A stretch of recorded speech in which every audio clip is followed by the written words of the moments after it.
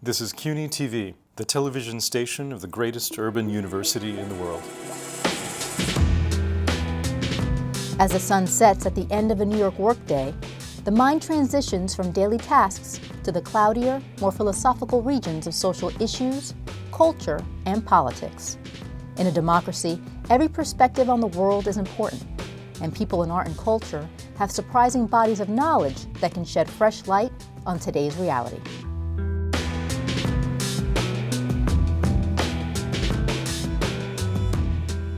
The following conversations with photographer Tabitha Soren and painter Carroll Dunham took place at that time of the day.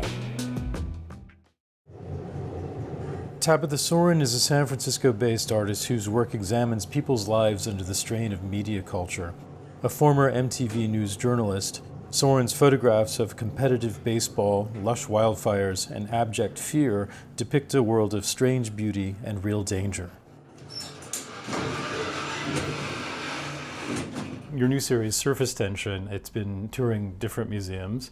Do you want to talk about the genesis of that project? Surface Tension is a way to boil down what I was feeling psychologically after dealing with a lot of technology. That's how it started. And then from there, it has become much more about whether we are interested in having an authentic self or if we prioritize the digital world instead. And there's a tension there. And I'm not a Luddite, and I'm not anti-technology. I mean, I rely on it as much as anybody else, but I think these are questions that should be asked. All of your imagery and all the series you've made, I think of as being lush, a good descriptive word, but then part of what makes these screen images lush is all the residue on the surface. You see these smears of, sweat and grease, and our fingerprints are on them, right? There is a deliberate conflict that I'm trying to visualize between the glabrous, perfectly smooth, oil-resistant, perfectly designed machines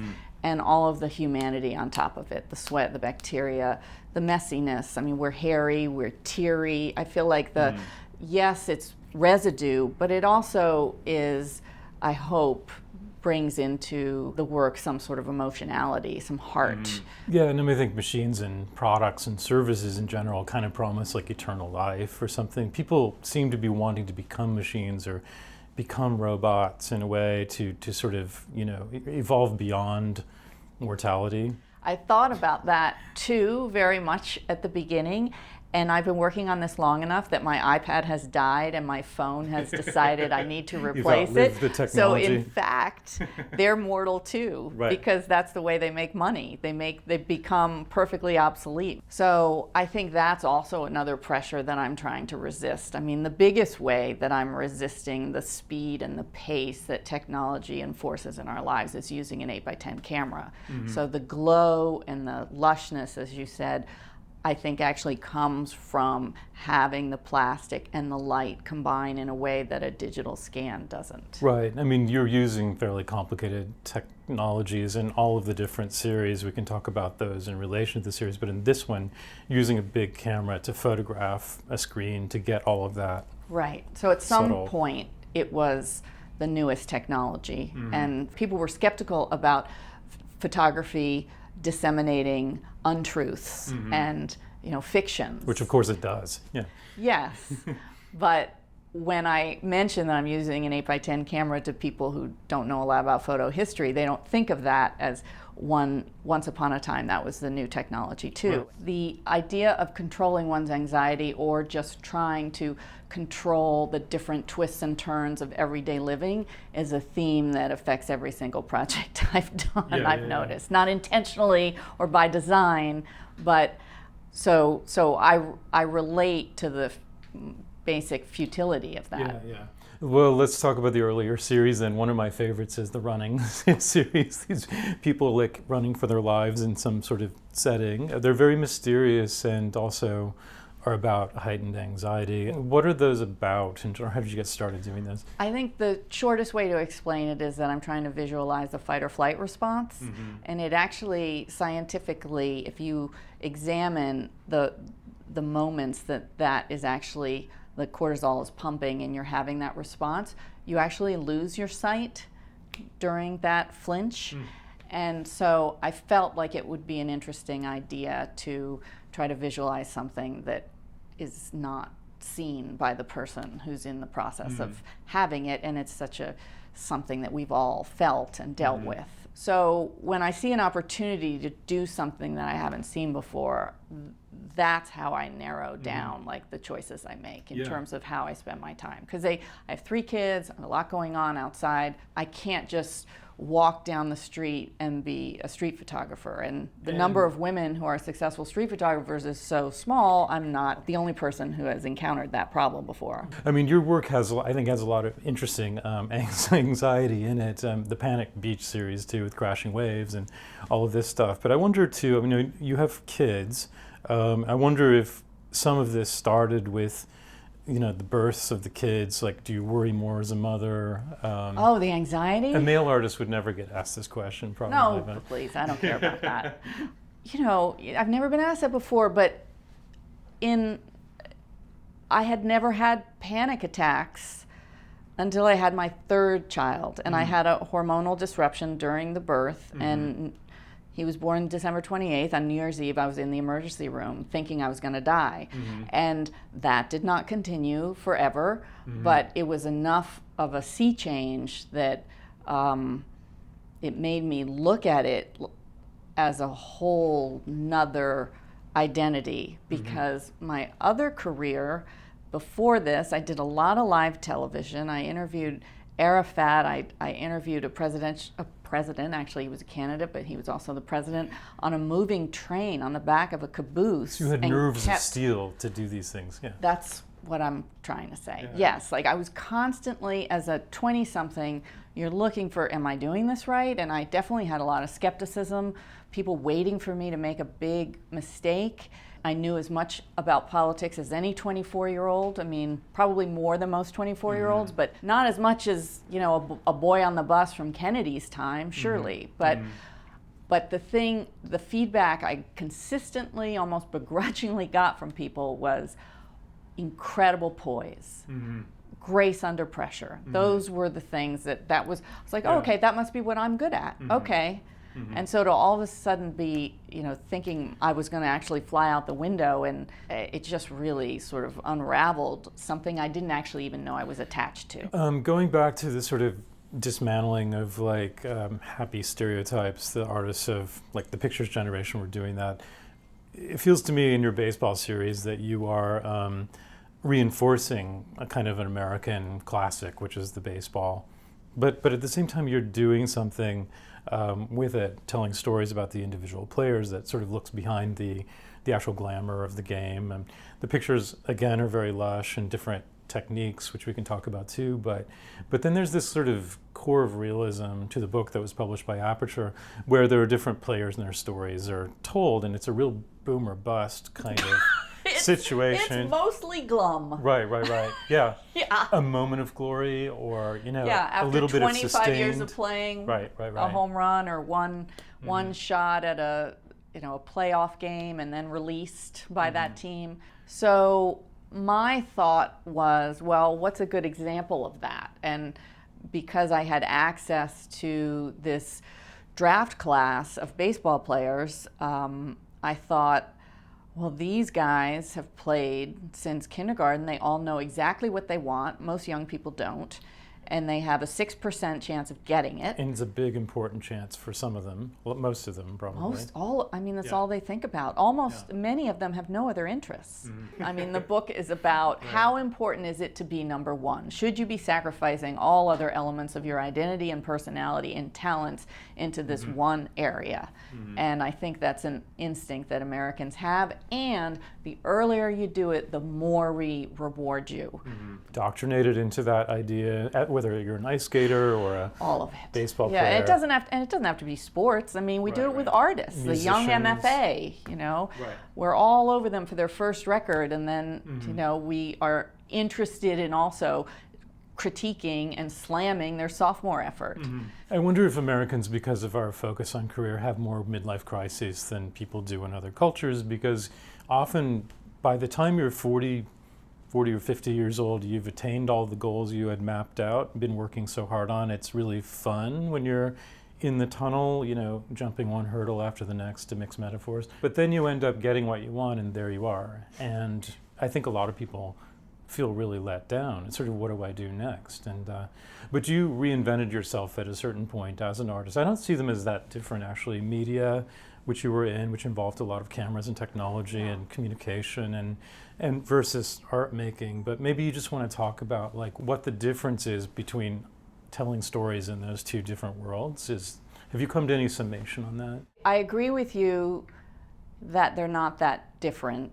In the 90s, we were shooting video at 30 frames a second, and now I'm just shooting one at a time. And I did actually work at TV stations that were low rent enough that I was a one-woman band and shooting my own stuff, and so there was some visual education in terms of directing and composition.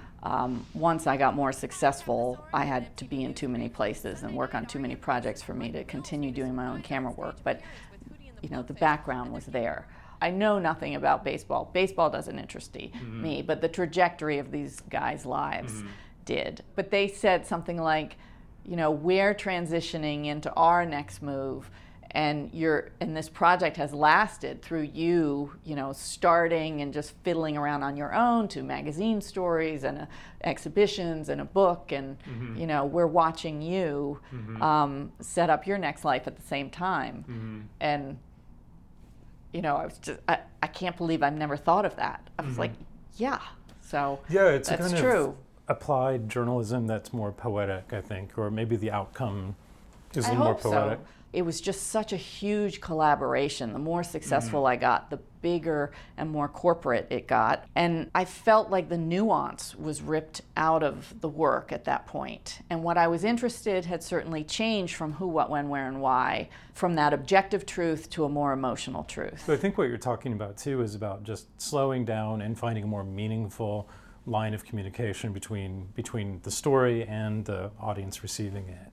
I think that journalism was very comfortable and comforting for me as somebody who grown up in the military and moved around all the time. Although my family was intact, was always turning over, my new school, new community, and that makes you feel very out of control. So to be able to report on something that was who, what, when, where, and why, it was fact-based. It wasn't about me, so I didn't have to be a personality or somebody like Oprah. I was a good storyteller because I had told my story to new communities over and over and explained myself. And learned their stories too. Exactly. Yeah. I think as I got older, I realized how much more complicated life is, and there isn't just a right or wrong answer. It's not a black and white situation. I mean, that sounds very obvious to me now at this age, but I had such success in the first version of the truth that I didn't really question it. And art made me look at the nuance, the gray area, the tension, and that I found much more captivating after I had kids, especially. Tabitha Soren's exhibition, Surface Tension, closed last week at Transformer Station in Cleveland, Ohio.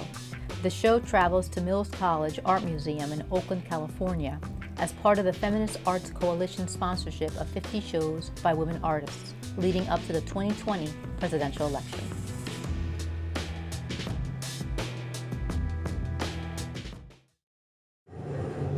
Carroll Dunham is an artist who lives in New York City and rural Connecticut.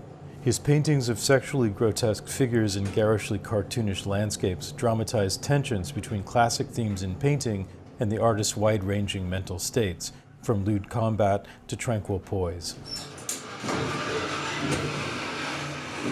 There's a common assumption that the artist's own psyche or their personality is at the center of their work, and then for a number of years in academia that was just forbidden.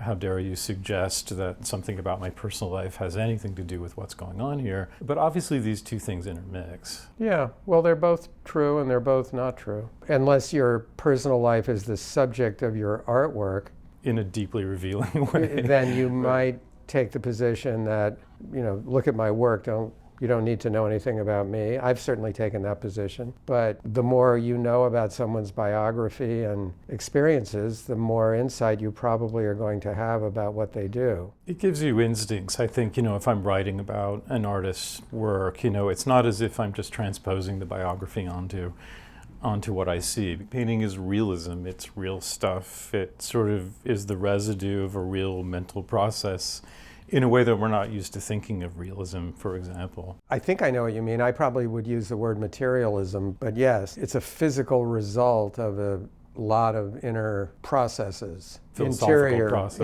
processes. But it can only come about if someone actually touches material, makes something.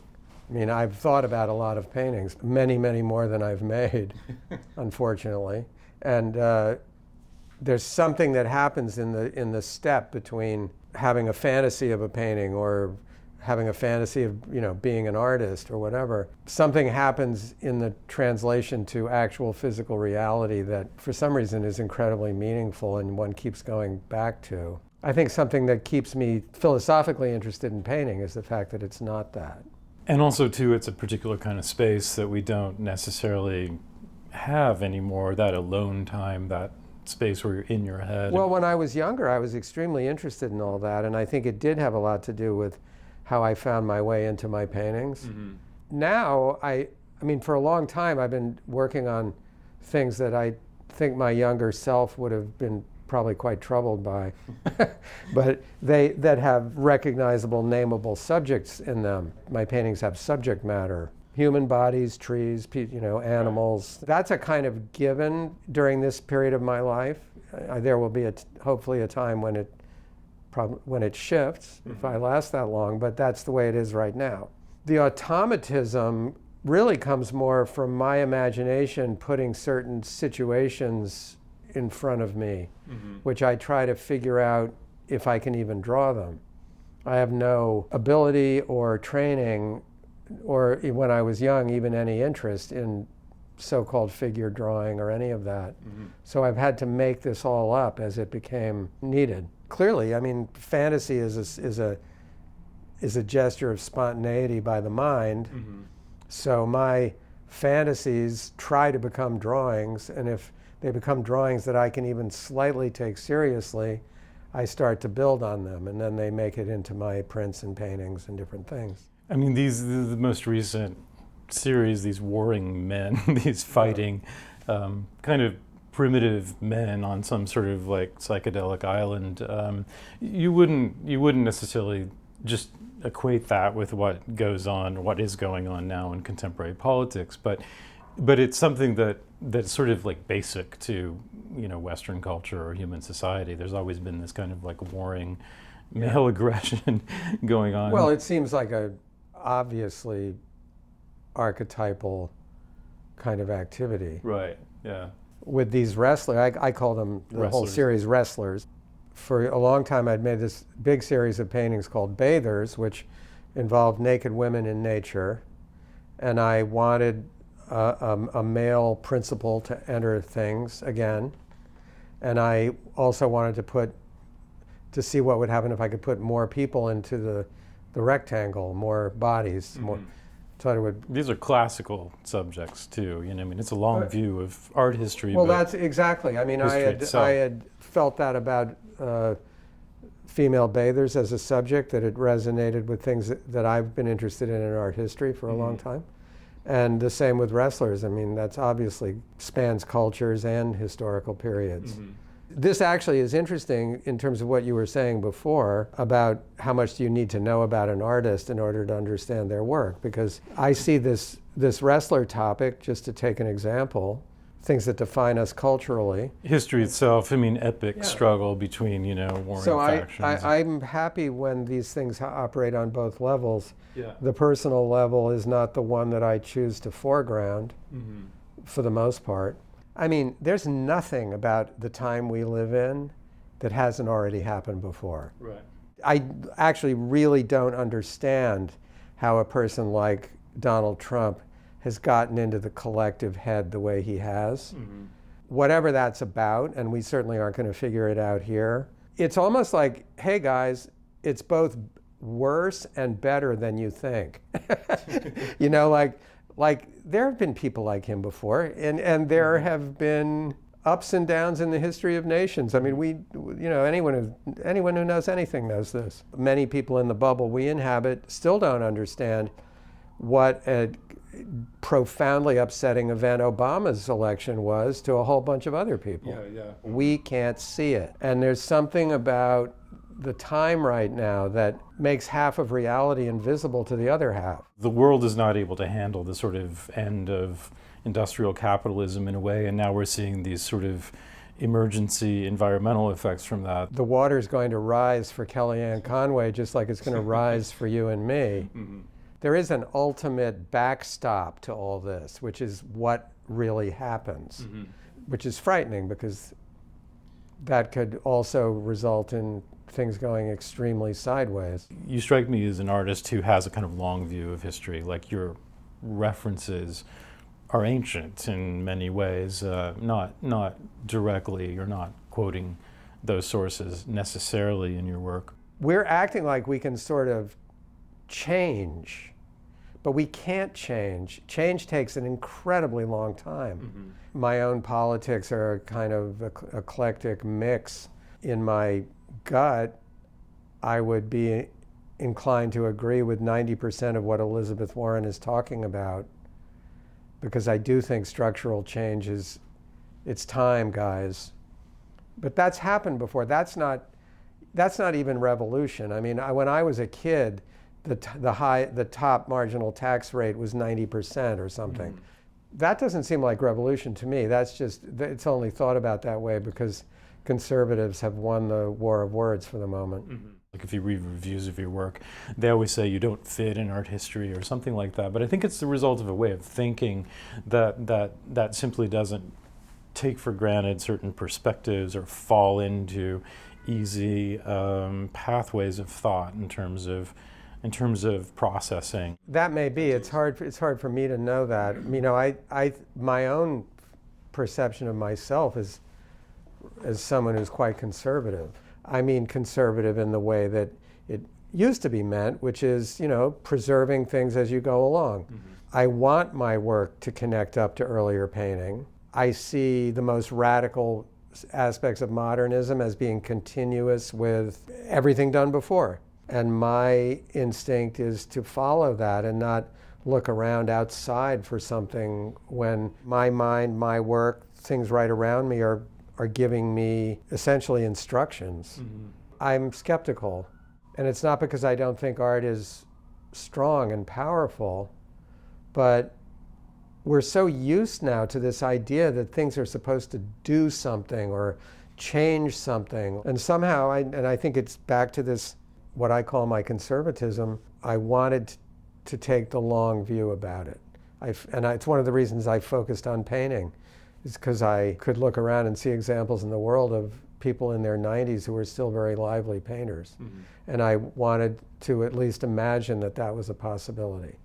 I don't think I ever thought of it as a political position. But I think, though, that in times like these especially, this desire to see it really activate something or change something is going to be met with disappointment over and over Well, again. I think the most radical things that art has done aren't in any way political anyway. I mean, the kind of break with traditional notions of representation that happened in painting in the early 20th century cracked open an entire generation of people to a totally new way of seeing and thinking. But to parse out, you know, which aspect of that was political or how it affected, we don't even know what we mean by political anymore anyway. It's one of these terms that, I mean, literally, like I talk to my kids' friends and stuff, like, you know, it's like it's political which side you part your hair on. If you've gotten to a point where that is your idea, then it's no longer even a meaningful term to me. Getting to the younger generation, lest we get sort of, you know, seemingly old and bitter, but there's this thing where they're very idealistic and very judgmental and quick to be, you know, to stand by their convictions in a way that might not seem realistic to some of us. And I don't know sometimes how to articulate the difference I feel in terms of how messy the world is. I'm very much of the opinion that, much as I might sympathize with someone like Senator Warren's plans, I really think that, I mean, I'm 70, so I'm about the same age as our last, other than Obama, who's a bit younger, but Trump young Bush, Clinton, half the Senate, we're all the same age. Mm-hmm. We got to get out of the way and let younger people sort this out. I mean, we've made a real proper mess. Mm-hmm. Not all our fault, you know. Who knew that advanced technological civilization was a suicidal, you know, undertaking? Mm-hmm. I mean, now we know. Mm-hmm. But it's not necessarily even possible for us to be able to change the paradigm we're operating in enough to actually even see what to do. I agree with you that a lot of, I feel it in myself, and then I just hear my father talking, you know, that, yeah, that's all well and good, guys, but that will never happen. I mean, maybe it won't, but, you know, as has been frequently pointed out, that's what everyone said about Donald Trump being president, too. Carroll Dunham's paintings are included in numerous museum collections, such as MoMA in New York, the Art Institute of Chicago, and the Museum of Contemporary Art in Los Angeles. His work will appear in a two-person show this fall with German painter Albert Oehlen at the Kunsthalle Dusseldorf in Germany.